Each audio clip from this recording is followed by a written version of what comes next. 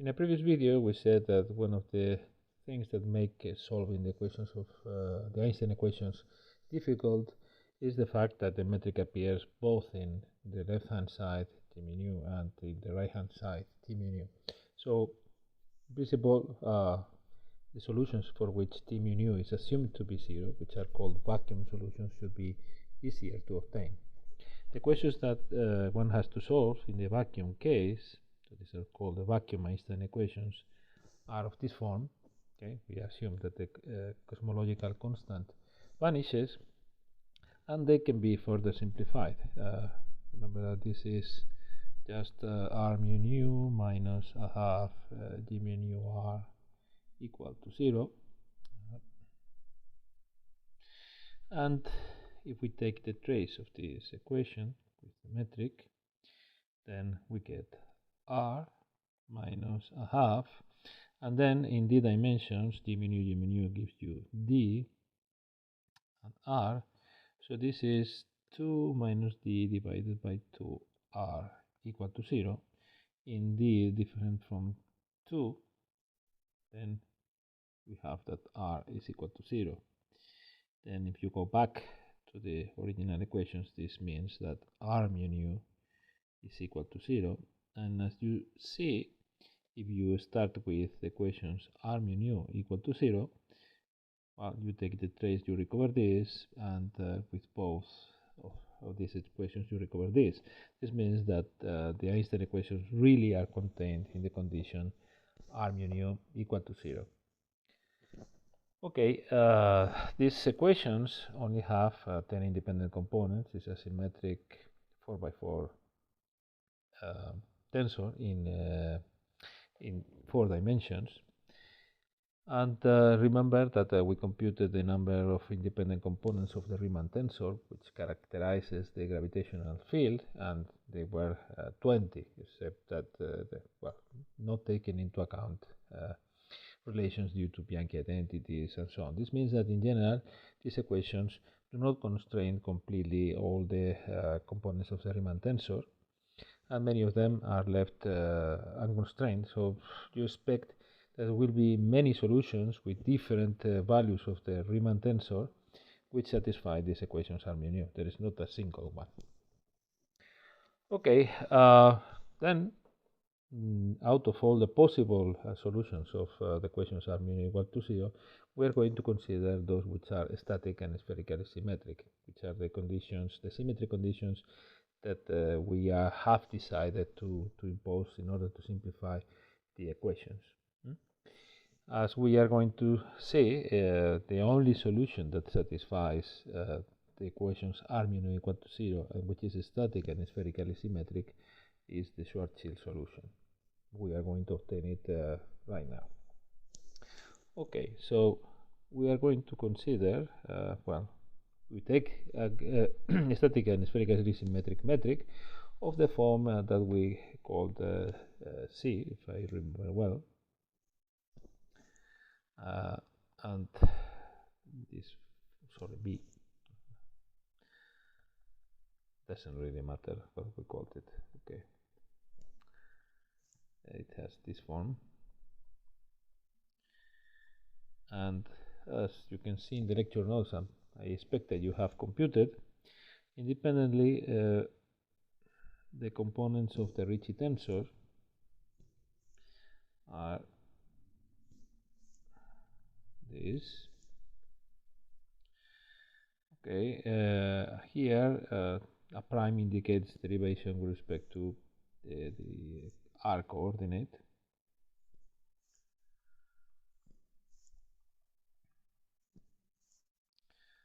And 2 primes r, and we really need only r theta theta because r phi phi is proportional to it.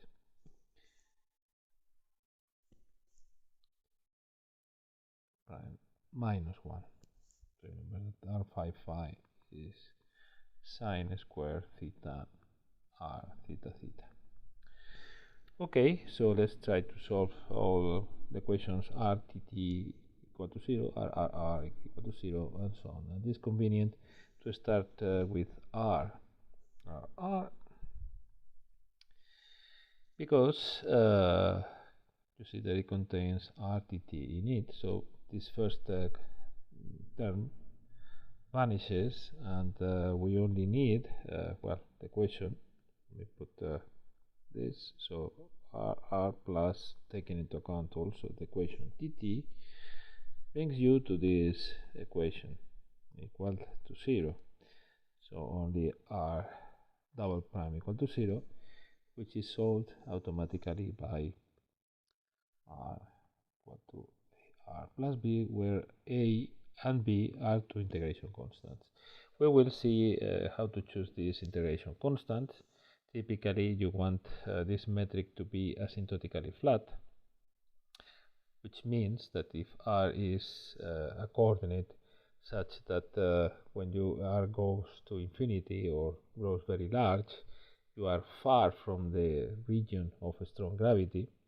Okay, so you expect this solution to describe some sort of isolated system. Isolated system means that if you go very far away, you will recover the Minkowski metric.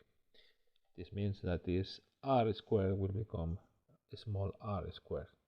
And this happens if b is equal to 0, which you can always choose, because you just change r by some r prime equal to r minus b divided by a. This is enough to set b equal to 0. So you are using coordinate, I mean the invariance of the equations under general coordinate transformations, in particular these ones.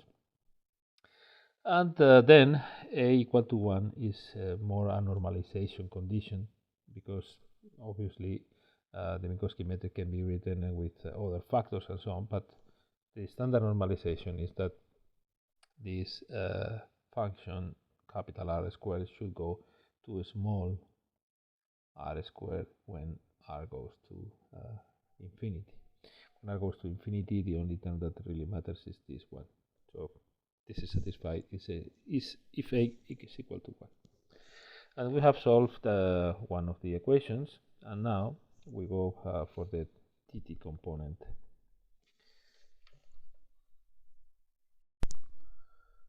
Okay, using the fact that capital R is equal to AR plus B, but we have chosen that normalization, we bring this, that this equation has the form minus lambda divided by R squared, and then R squared lambda prime equal to 0. This doesn't really matter, and this means that R squared, or the solution, is that this is equal to some constant. Because I don't have much imagination, I call it again a, but this is not the same a.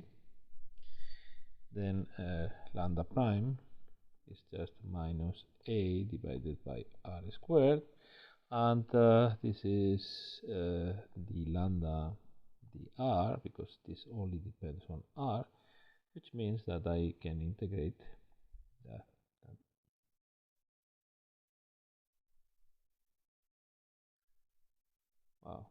As a physicist, I would multiply this by the both sides by the r and integrate, and we get lambda equal to some other constant that I called by sheer lack of imagination b, and it has this form. Okay, then okay, remember that I have chosen this, so really r has already been fixed to be small r. Now the last independent equation that I have to check is the theta theta equation, and this, as you can see, tells you that b is equal to 1. Okay, this is a consequence of already having fixed capital R to be small r. Well, then the metric, which is a solution, has this form. dt squared minus dr squared minus r squared d omega squared. So in the end, it depends on only one non-trivial function. And this is the Schwarzschild solution.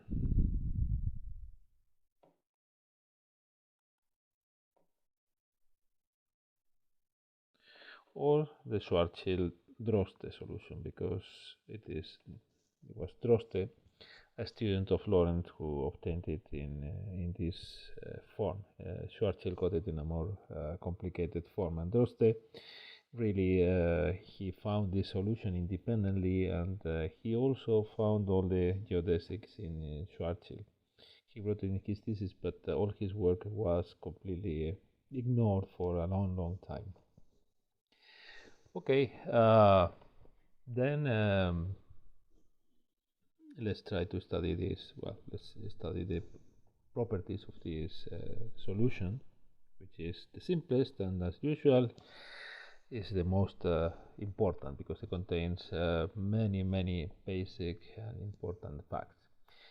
The first property is that suppose that we could have we decided that we don't start with a static spherically symmetric metric, but we search for stationary spherically symmetric metrics, or in general just spherically symmetric metrics. So let's suppose that we don't care about time, that we are interested in just spherically symmetric metrics.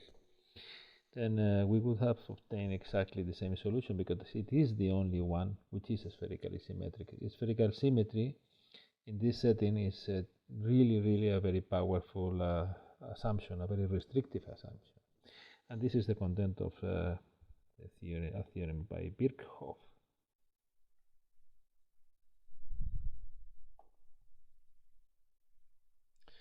So Schwarzschild is the only spherically symmetric solution.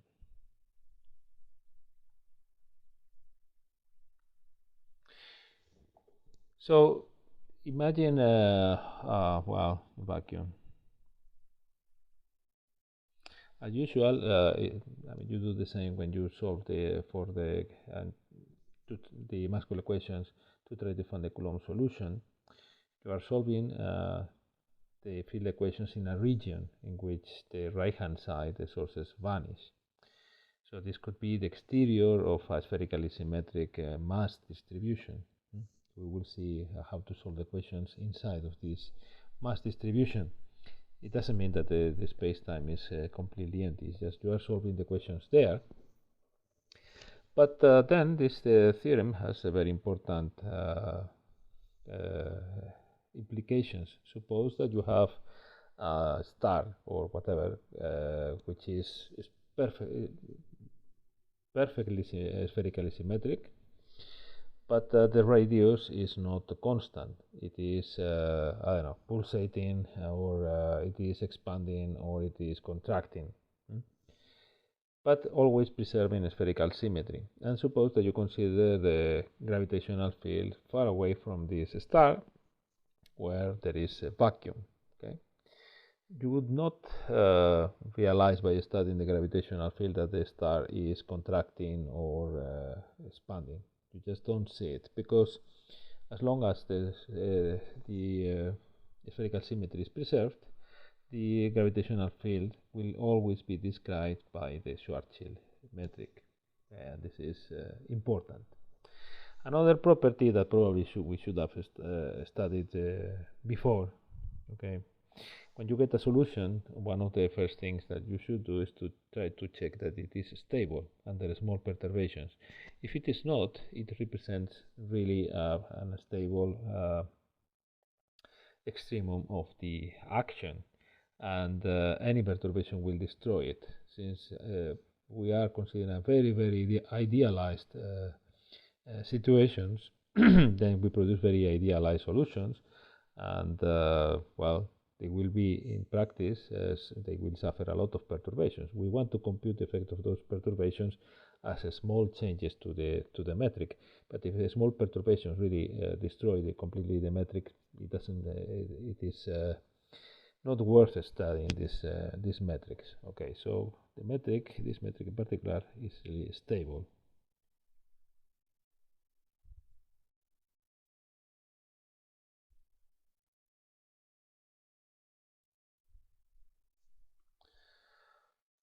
Okay, something that you could say, okay, you have already imposed this, but I haven't completely. Okay, when r goes to infinity, Schwarzschild really goes to Minkowski. Indeed, if you look at the metric, when r is very large, a over r is much smaller than 1, and you can ignore it, and the metric goes to spherically to Minkowski in spherical coordinates.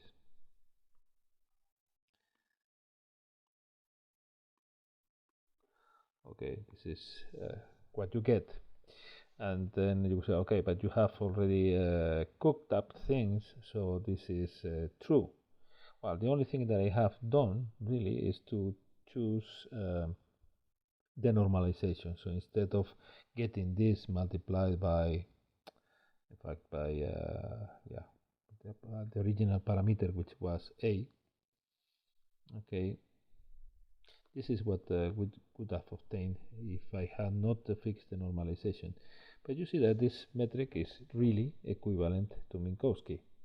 You just change AR by some R prime, which you later call R. So this is Minkowski, but in different coordinates,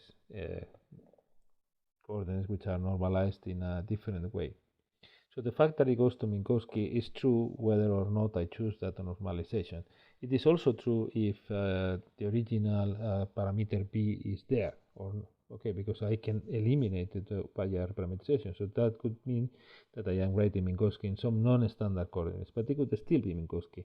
So the fact that you recover Minkowski is really a property of the metric, and the only thing that we have imposed is that we get Minkowski normalized in a standard way.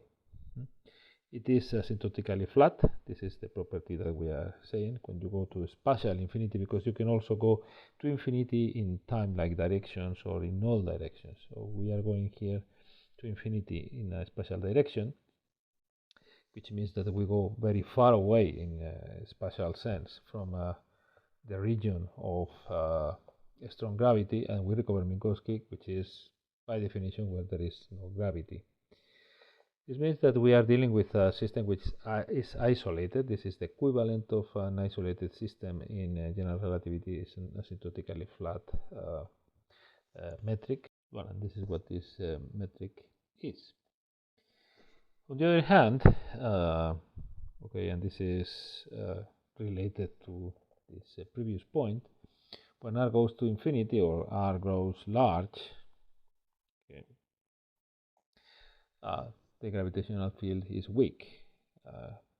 Here weak means that this component is closer to 1, this is close to 1, because then the metric is really close to Minkowski. And then you can compare with that expression that we found long ago that gives us GTT for weak gravitational fields. Remember that the GTT is of this form, okay, and multiplied by c squared if I introduce all the factors of c.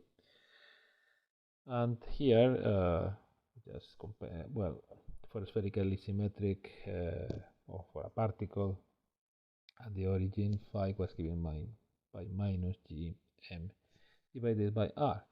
Now you compare this with 1 plus a divided by r, which is what we have obtained, okay, times c squared if I recover all the factors of c, and you see that a is given by minus 2gm divided by c squared with all the units. Okay, this number is known, well, the factor with this could be minus rs, which is the Schwarzschild radius. Rs is the Schwarzschild radius. Okay, then the next thing is that if m is positive, which we expect in general, then something strange happens when the radial coordinate small r is equal to the Schwarzschild radius. Okay, now with c equal to 1 again. When r is equal to rs, gtt is 0 and grr blows up. Okay, so grr is not even well defined. This is clearly a singularity of the metric. So the metric is singular.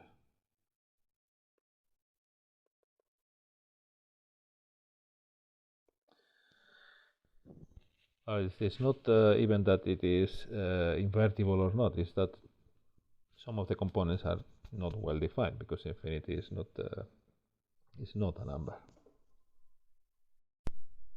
Well, this could be a real problem, and this troubled people, but the conclusion was that since the Schwarzschild radius of the sun, for instance, is really small, then usually the radius of a planet or even a star will be larger than the Schwarzschild radius, and you never, when you come from infinity, you never reach this radius in vacuum. You go from infinity to the radius of the planet, okay, and the radius of the planet will be larger than the Schwarzschild radius, so you don't find any singularity of the metric here. And when you want to find the gravitational field inside, you have to use a different solution, because you are not in vacuum anymore. This would be okay, but of course the question is what happens if this is not true, or what happens when stars start contracting because their fuel is exhausted, and so on. And this is how we at some point will arrive to the concept of black hole. The Schwarzschild radius has an interesting property from when you want to compare it with some things to remember. Okay, so suppose that you have a planet or whatever whose radius is exactly rs. Then, if you compute the velocity of escape of anything, is exactly c, the speed of light. Okay. On the other hand, so this is something that can be useful to visualize what can happen there. This velocity of escape is what I think it's an e here. I have computed this velocity of escape with Newtonian physics. Okay. The second thing is that this is a quantum observation, is that if the mass of your planet, or suppose that this is more like a particle, okay, is of the order of the Planck mass, then the Compton wavelength, which is h bar divided by mc, turns out to be of the order of the Schwarzschild radius, which is also of the order of the Planck length. All these things happen in this situation.